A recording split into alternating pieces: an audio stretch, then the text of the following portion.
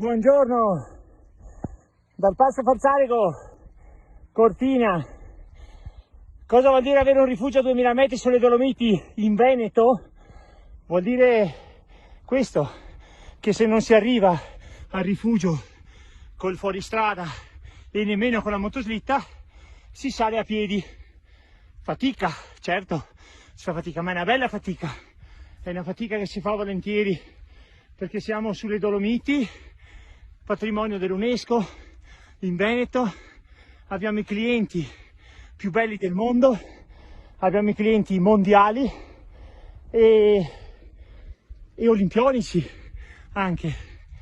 Niente, ci si mantiene in forma, perché se voi notate i gestori dei rifugi sono tutti belli e carini, quindi camminando così si fa fatica, ma come dicevo è una bella fatica.